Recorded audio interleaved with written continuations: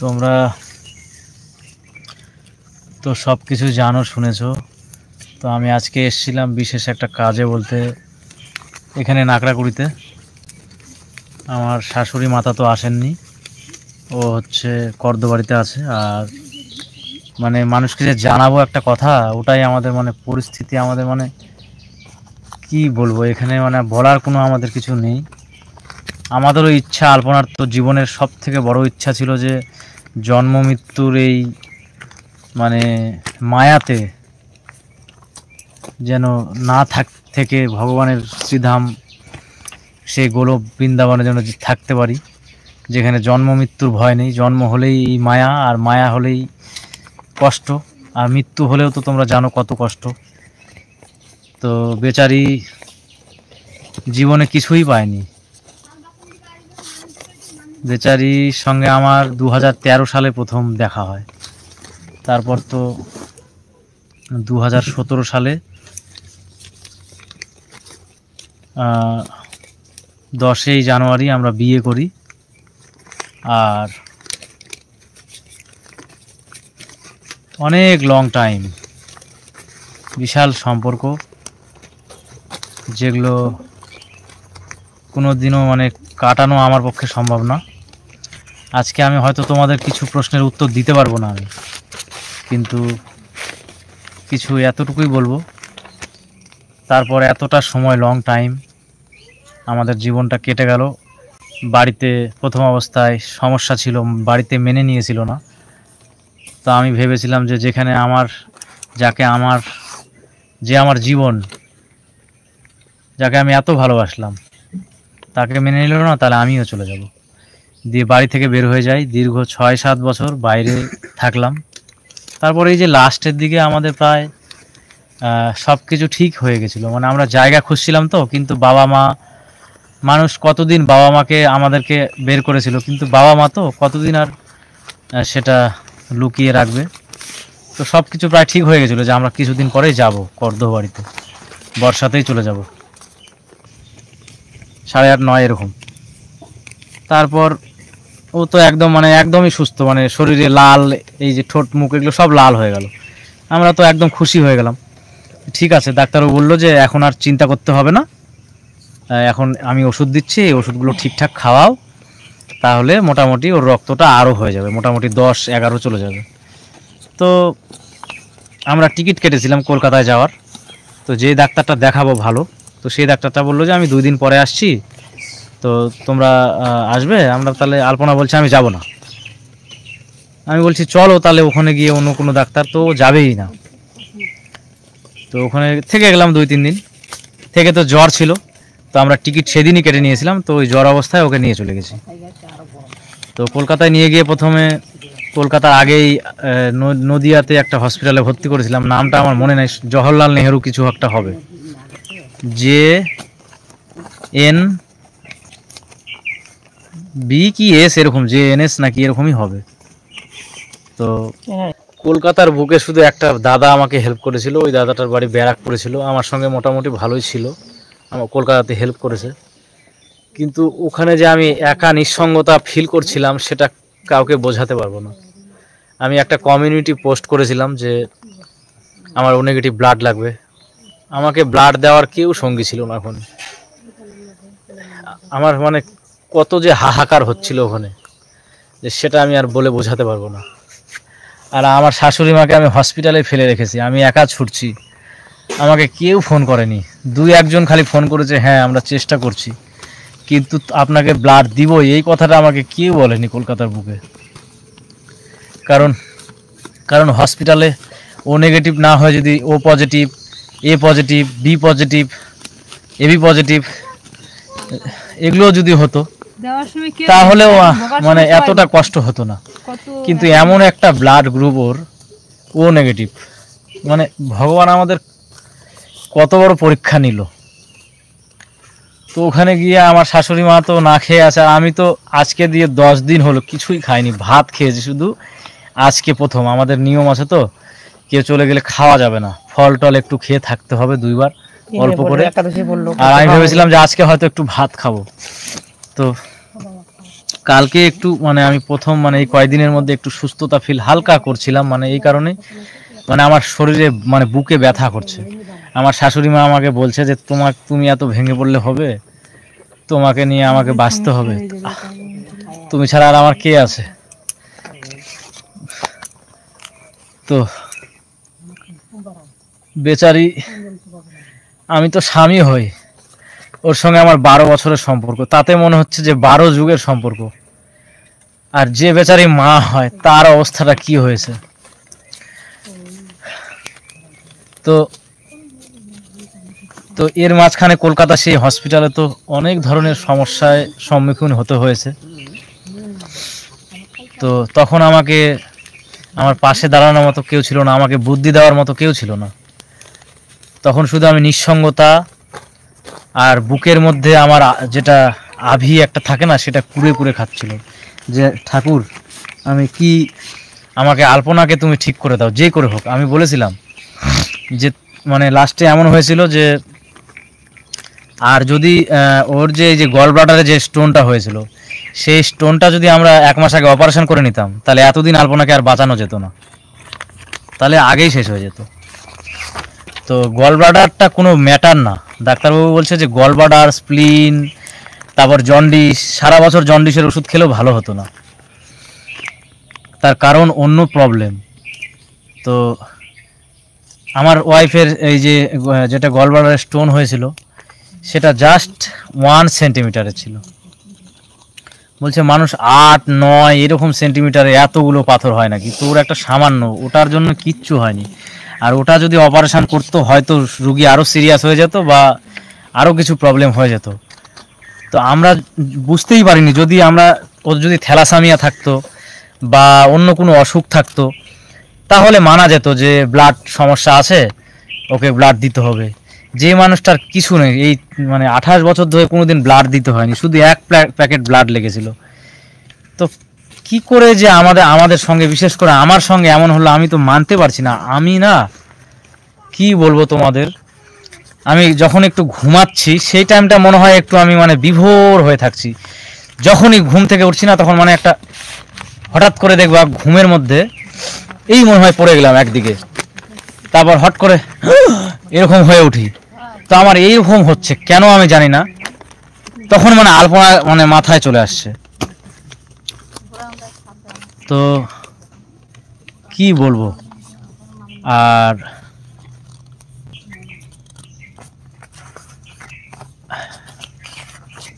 মানে আমার বলার আর কিছু ভাষা নেই। তোমরা আমাদের হয়তো আমরা কি বলবো বা কি হয়েছে সে অপেক্ষায় ছিল। আর হসপিটালের আমরা ওখানে একজনকে বাঁচাতে গিয়েছি, একজনের কথা শুনলে মাথা খারাপ হয়ে যাচ্ছে। কেন ভিডিও করিনি, ওর অপারেশনটা কেন হয়নি, ওর ব্লাড ট্রান্সফ্লেশন আগে এবি পজিটিভ হয়েছে পরে ও নেগেটিভ হয়েছে, না আগে ও নেগেটিভ হয়েছে। আমরা কি বোকা, ডাক্তার কি বোকা যে আগে ও নেগেটিভ ছিল এখন এবি পজিটিভ? কোনো কারণে ওদের ওটা সায়েন্টিফিক ল্যাবে প্রবলেম হচ্ছে রক্তের জন্য, কারণ ওর রক্তে একটা বাত আছে, ওটা শুধু ওরা ধরতে পেরেছে। আর রক্তে যে হিমোগ্লোবিনের পরিমাণ, হিমোগ্লোবিন তো না, রেড ব্লাড সেল যে কী কারণে কমে যাচ্ছে। একটা রুগীকে যদি ভুল রক্ত দেওয়া হয় 4 বছর আগে, গত 7 দিন আগে, সেই রুগীটা সারভাইভ করবে 7 মিনিটও? বলেন তো আপনারা। ভুল রক্ত বা আরও অনেক কিছু যদি ভুল ট্রিটমেন্ট হয়, সারভাইভ করবে? মানে অপদার্থের সব মানে কথাবার্তা, নোংরামি। কয়েকটা মেয়ে মানুষ আমাদেরকে নিয়ে এমন এমন এমন নোংরামি করেছে, আমি চ্যানেলগুলো দেখেছি, ভিউজ সেরকম হয় না, আমাদের ভিডিওগুলোতেই ভিউজ হয়েছে। তো মানে আমার চ্যানেলের সব বন্ধুরা আমাকে কমেন্ট করছে যে দাদা তোমরা আসো আসো। আর আমার শাশুড়ি মা মানে আমাদের এমন পরিস্থিতি, আমরা হয়তো কোনোদিন তোমাদের হাসাতে পারবো না। আর মানে আমরা যেভাবে তোমাদের একটা মানে বাংলা শুদ্ধ বাংলা ভাষায় যেমন একটা হাসানোর মানে উপস্থাপনা করেছিলাম, সেটা হয়তো জীবনে কোনোদিন পারবো না। কিন্তু আমরা কেমন আছি আর আমার শাশুড়ি মাকে আমি কেমন রাখছি, সেটা হয়তো তোমাদের আমি দেখাবো। আর আমরা না 9 মাস থেকে টাকা পাই, মানে মানুষের এমন ভাবসাব যে আমরা 10 লাখ টাকা করে মনে হয় মাসে পাই। আমাদের 2 বছর হলো ইউটিউবে, এই যে 2 বছর ধরে যে ভিউগুলো হয়েছে, 2 বছর ধরে হচ্ছে, 1 দিন 2 দিন 3 দিন করতে করতে 2 বছর ধরে এক একটা করে ভিউ হয়। একদিনেই কিন্তু আমার ও একটা ভিডিওতে 1 মিলিয়ন হয়নি। তো টাকা আমরা পেয়েছি ওইভাবে, যেমন ভিউ হয়েছে তেমন। তো রুগীটাকে কি আমরা টাকার জন্য মেরে ফেললাম, এরকম অনেকে বলছে। এই যে এটা দিদা, এটা আমার মামি হয়, এই যে দিদা হয়, দেখো এদেরকে বলে দেখো যে আমি কিরকম চেষ্টা করেছি। তোমরা ভেবে দেখো, আমার বাবা মাকে ছেড়ে চলে আসছে, আমি এখনো আমার বাবা মার সামনে বলতে পারবো যে আমার বাবা মার থেকে আমি আলপনাকে বেশি ভালোবাসতাম। কেন? একটা মানে আছে যে তুমি এটা ভুল বলছো দাদা। মানে চোখের দেখা যে মানে যুগান্তরের মতো হাজবেন্ড যে আলপনাকে এতটা টেক কেয়ার করছে, বা ধারণার বিষয় যে এতটা, মানে ওর বাবার বাড়ি আমরা সেদিন দেখতে গেছিলাম, মানে এতটা রাজস্বীয় যে এখানে যে কুড়ে ঘুরে আসে থাকে শুধু আলপনার জন্য। আর লোকে যে ভাইরাল করছে যে ভালো করে ট্রিটমেন্ট করেনি বা চিকিৎসা করেনি, এটা ভুল ধারণা সম্পূর্ণই। যারা জানে না তারা কি জানবে বলো? 5টা 6টা হসপিটালে চিকিৎসা করিয়েছি, নার্সিং হোমে, তারপর অনেক ব্যাঙ্গালোরে ট্রিটমেন্ট করেছি আমরা। আমরা তো সব ভিডিও দিতে পারি না, একটা রোগীকে নিয়ে যাচ্ছি, সব জায়গায় কি ভিডিও দিতে পারি? আমাদের কাগজপত্র সব ভর্তি হয়ে আছে, ঠিক আছে? সব জায়গায় কি দেওয়া সম্ভব? একটা রোগীকে আমরা বাঁচাবো নাকি হসপিটালে গিয়ে আমরা ভিডিও করব যে আমরা টাকা রোজগার করার জন্য? আমি ওই যে বললাম না, অনেক IPS IASরা সুইসাইড করেছে, কিন্তু আমি 2800 টাকায় আমি আলপনাকে হ্যাপি ছিলাম, অনেক শান্তিতে ছিলাম। এই যে পাড়ার লোকজনকে বলো, এই যে তোমাদের দেখাচ্ছি, আমার বউ শাশুড়ি মা এই যে সাইকেল নিয়ে জল আনে তো, ওই যে কলসি করে, দেখো কত বড় কলসি। আমি এই যে এই 2টা ঢোক, আর এই যে দেখো এখানে বড় 2টা ঢোক আছে, আর এই যে ভাঙা একটা সাইকেল কিনেছিলাম, এই সাইকেলে করে আমি প্রতিদিন 5 বার করে, মানে 5 দুগুণে 10 বালতি করে জল নিয়ে আসতাম, কারণ আমাদের একটু জলটা বেশি খরচা হয়। আলপনা আর আমার শাশুড়ি মা বাড়িতে স্নান করতো, পায়খানার জল, ওইদিকে রান্না বান্না, তারপর বাসন মাজা। মানে একটু থামো, আমি হাঁপিয়ে যাচ্ছি, মানে শরীর দুর্বল। আমাকে ব্যাঙ্গালোরের ডাক্তার বলেছে এই না মানে কলকাতাতে ডাক্তার, যে ডাক্তার আমাদের দেখেছে তার নাম হচ্ছে ডক্টর দেবমাল্য ভট্টাচার্য। উনি একজন হেমাটোলজিস্ট, দারুণ ভালো ডাক্তার। এখানকার অনেক পেশেন্টরা ওনাকে দেখেন। তো যাই হোক, সেটা বিষয়ে এখন যাচ্ছি না। তো ওই ডাক্তার বলেছিল, যুগান্তর তুমি এখানে চিকিৎসা করে যাও, তুমি বলছো বুকে ব্যথা করছে, তো তুমি অতটা নেগলেক্ট করো না, এসো। তো আমি বললাম যে আমার পক্ষে ডাক্তারবাবু এখন এগুলো করা সম্ভব নয়, আমি পারবো না এখন। আমি চলে এলাম। তো আমি মাঝখানে 1টা বছর আগে অনেকগুলো সমস্যায় ফেস করছিলাম, অনেকগুলো অসুখ নিয়ে। তো তা আমার মৃত্যুটা হলো না। আর যে বেচারিটা ছোট থেকে 5টা 6টা মানে কাকু, এত বড় অনেক বড় ফ্যামিলি, কিন্তু পরিবারের অর্থ কম, অনেক কষ্ট করে মানুষ হয়েছে, বড় হয়েছে, লেখাপড়া করেছে, ওই দলে যা হয় সেভাবে পড়াশোনা করে নিজের প্রতিভার বলে ও যখন 11-এ পড়ে তখন ওর বাবাকে ওর ভাই মেরে ফেলে। ওখান থেকে একটা লোকের বাড়িতে এসে ওঠে, ওখানে 10 বছর থাকে, 10 বছর না, ওর মা 10 বছর ছিল, কিন্তু ও মোটামুটি 5 বছর ছিল। তারপর তো আমার সঙ্গে বিয়ে হয়। ওখানে এসে অ্যালকামিস্টে রেখেছিল 1,70,000 টাকা, ওই জমি বিক্রি করে 2 বিঘা। কি করবে মেয়ে মানুষ? ওখানে ভয় পাচ্ছে, একটা বাড়িতে যদি কেউ মেরে ফেলে, সেই বাড়িতে যদি ছেলে মানুষ না থাকে তাহলে কি পরিস্থিতি হয়। ওখান থেকে মেরে ফেললো, অ্যালকামিস্ট উঠে গেল। আমি তখন সংসারের দায়িত্ব নিলাম, কেবল একটু আমাদের ইনকাম শুরু হয়েছে। আলপনার জামা কাপড় পরার খুব শখ জীবনে, তো এত জামা কাপড় নিয়েছে, মোটামুটি ও মনে হয় কত টাকাতে জামা কাপড় নিয়েছে বলতে পারবো না। হ্যাঁ, অনেকগুলো জামা কাপড় পরেই আছে, বেচারি ওগুলো পরতেই পারলো না। হ্যাঁ, একটা নিয়েছিল, মানে একটু সুস্থ হলো, ব্লাড ট্লাড দিয়ে 1-2 দিন, সেদিনই মানে কয়দিন যেন নিল। তো যাই হোক, তো তারপর এখন এইভাবে আমাদের ছেড়ে চলে গেল বেচারি। সত্যি তোমাদের বলবো,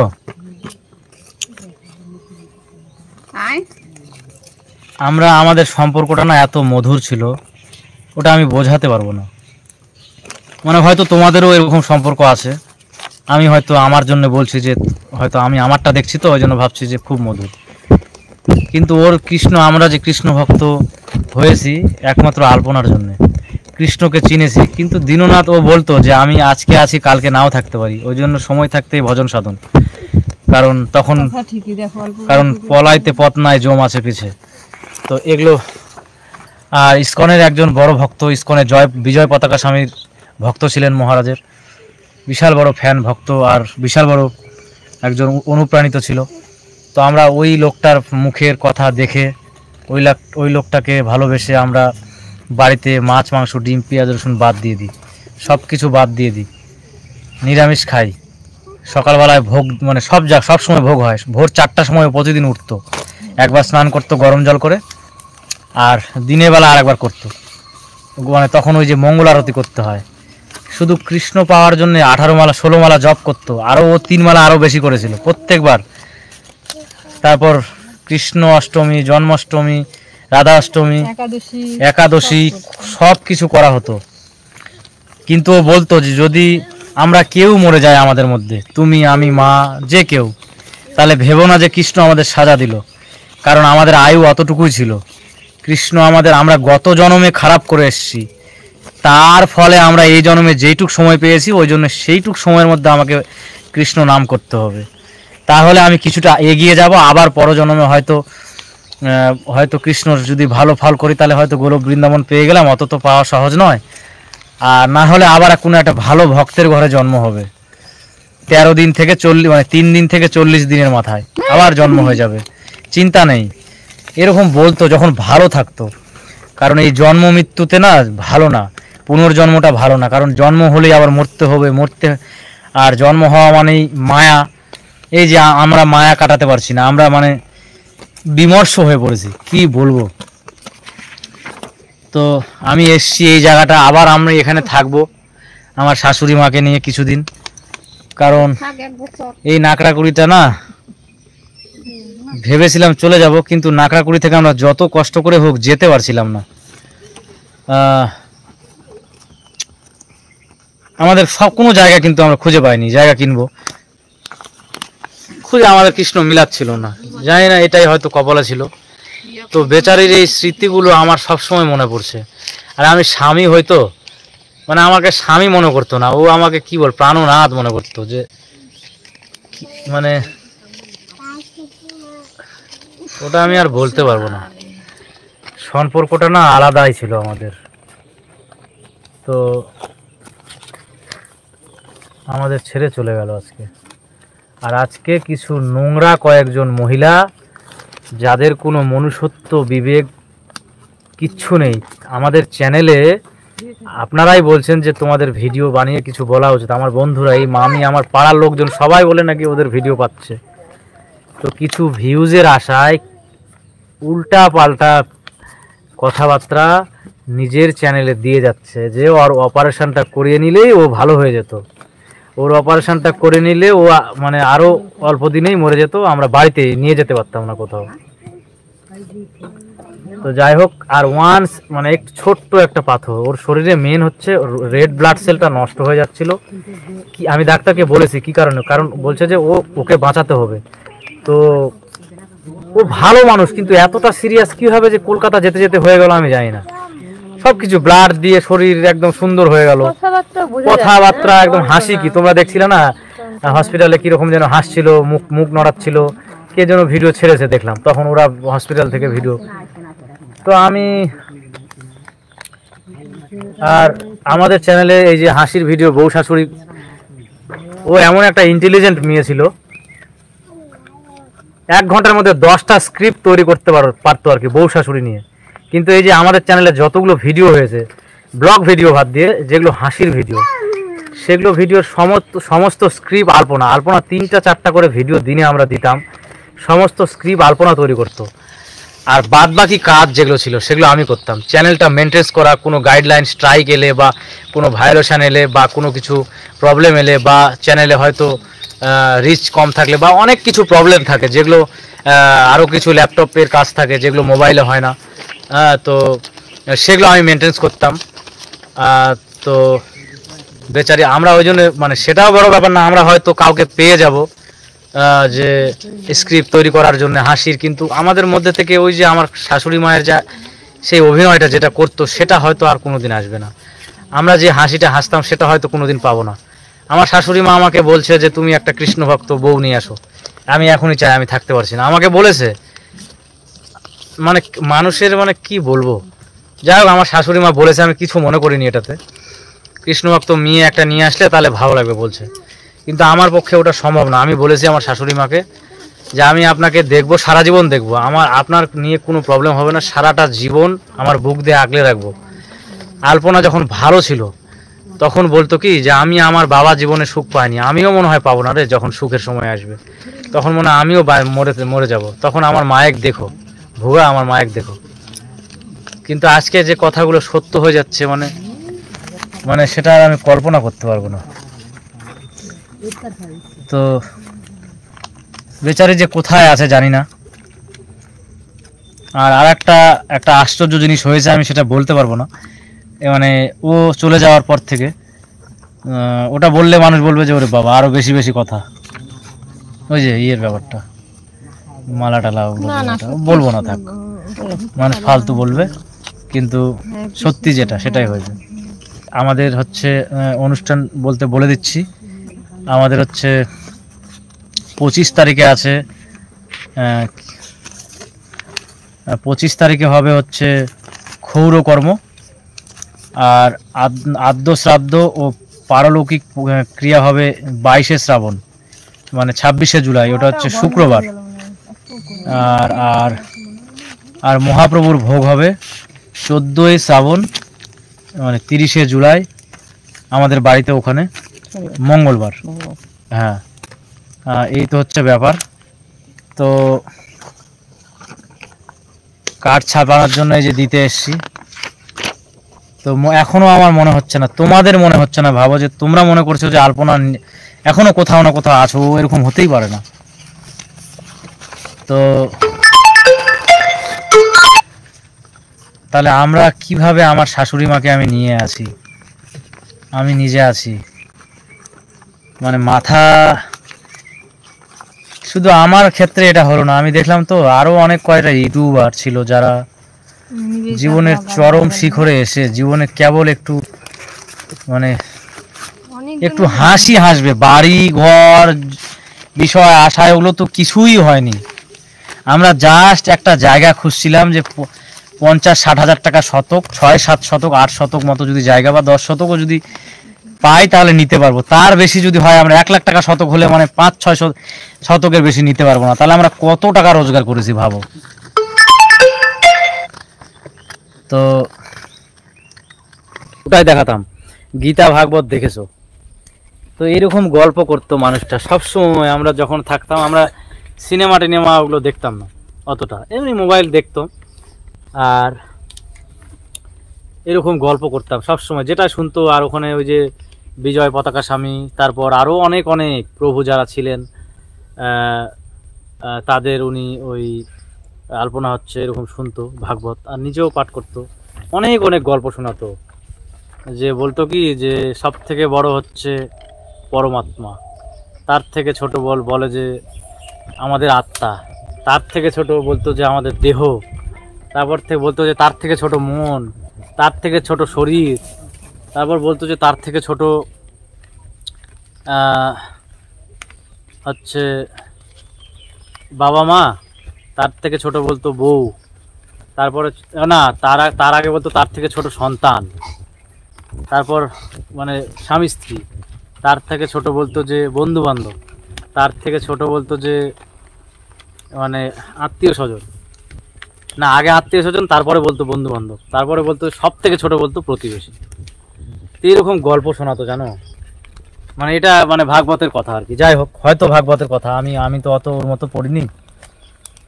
তো মেয়েটা আমাদের জীবন থেকে চিরকালের মতো চলে গেল, ওকে তো আর ফিরিয়ে আনতে পারবো না কোনোদিন।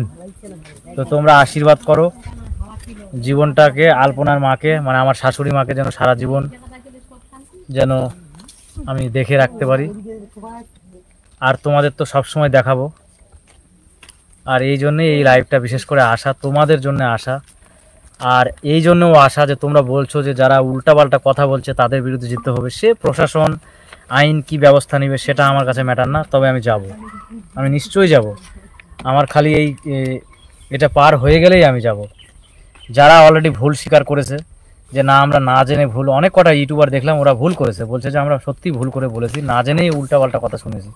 আমি অলরেডি, যে ভুল করে সে ভগবানও তাকে ক্ষমা করে, আমরা তো কি, তো আমার কোনো ব্যাপার না। কিন্তু না জেনে না শুনে একটা আজগুবি মন গড়া কথা বলে দিলে হবে?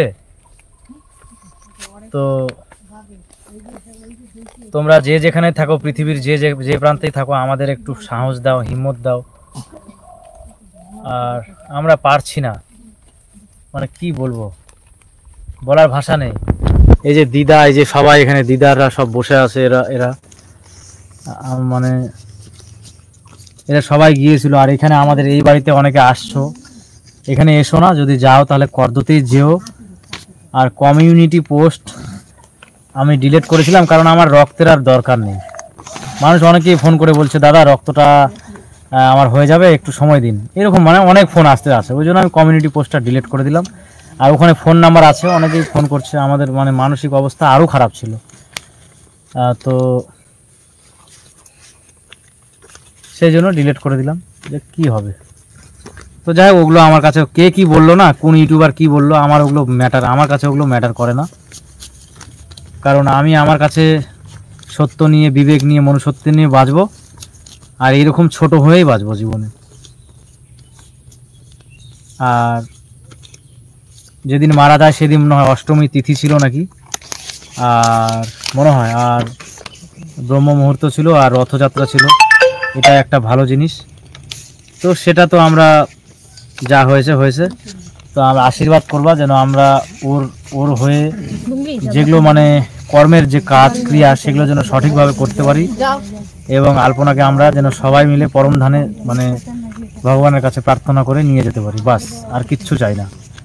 ও খুশি হলেই সব খুশি। ও এমন বলতো যে আমরা তিনজনই পরম ধামে থাকবো, আমরা সবাই সবার সঙ্গে থাকবো, ভীষণ খুশি, এরকম বলতো। মানে নিজের কথাও কোনোদিনও ভাবতো না, সবসময় যা করতো আমাকে আর ওর হতভাগ্য মাকে এইভাবে বলতো। আমি সব থেকে কাছের ছিলাম তো আলপনার, মানে এই জন্য আমি বুঝতে পারছি না যে কি, আমার এখনো বুঝতে পারছি না যে আমি কি করব। আমার এখনো মনে হচ্ছে যে আমি মানে কি বলবো, তো সেগুলো আর বলে লাভ নয়, আমার তো বলতে চাইনি ওগুলো কথা। তো তোমরা এসো, পারলে আমাদের এখানে এসো, আমাদের সঙ্গে দুটো কথা বলে যেও, এটাই আমি চাই, আর কিছু চাই না। আর সব থেকে বড় চাওয়া আমার আলপনা যেন ভালো থাকে, আর তাহলেই আমি ধন্য। আর ভিডিও নিয়ে আমরা ভিডিও মনে হয় মানে চ্যানেলই বাদ দিয়ে দিব নাকি তার ঠিক নেই। আর সবাই বলছে যে বাদ দিও না, তোমরা এইভাবে চালিয়ে যাও। তো জানি না পারবো কিনা, সেই শক্তি ভগবান দিবে কিনা, বা আলপনা যদি দিতে পারে ওখান থেকে, কৃষ্ণের ধাম থেকে। যে কৃষ্ণের পরম ধামে যাবে তার সব কিছু মনে থাকবে। তো এটাই খুশি যে সবাই সবাইকে চেনা যায়, এরকম নাকি। তো তোমাদের কোনো প্রশ্নের উত্তর আমি দিতে পারছি না আজকে, সেরকম আমার মুড নেই বা সেরকম আমার পরিস্থিতি নেই। তো বলবো যে তোমরা সবাই আমাকে ছোট সন্তানের মতো, ছোট ভাইয়ের মতো, একজন ছোট নির্বোধের মতো তোমরা আমাকে একটু শক্তি দিও মনে। বেচারিকে তো বাঁচাতে পারলাম না, জীবন থেকে আমার চলে গেল, তো আর কিছু বলার নেই আমার। তাহলে পুরো ভিডিওটা দাদা দেখলেন, মানে এই ভিডিওটা দেখে অনেকেই কিন্তু আগে কমেন্টস করেছিল দাদা নাকি দিদির ঠিকমতো চিকিৎসা করায়নি, ভালো হসপিটালে আশ্রমে দেখায় নাকি। এটা কিন্তু আদৌ ভুল। দাদা তার নিজের যথাসাধ্য চেষ্টা করেছেন দিদিকে বাঁচানোর জন্য। অ্যাকচুয়ালি কি হয় বলুন তো, যা যায় না সেই বোঝে যে কতটা কষ্ট ওনার হয়েছে বা আজকে হচ্ছে। এবার আগামী দিনে দাদা কি ভিডিও বানাতে পারবে সেটাই দেখার। দিদি যেখানে গেছেন আশা করি তিনি গোবিন্দের স্থান পাবেন। আপনারা এই ভিডিওটাকে যথাসাধ্য যতটা পারবেন শেয়ার করে দিন, কারণ অনেকেরই জানার ইচ্ছা যে দিদি কীভাবে অ্যাকচুয়ালি মারা গেছিলো। এই ভিডিওটার মধ্যে পুরো ডিটেলস সেটা দেওয়া আছে, আপনারা ভিডিওটা শেয়ার করে দিন। আর আজকে এই অবধি, দেখা হচ্ছে নেক্সট একটা ভিডিও নিয়ে। আপনারা ভালো থাকবেন, সুস্থ থাকবেন, জয় হিন্দ।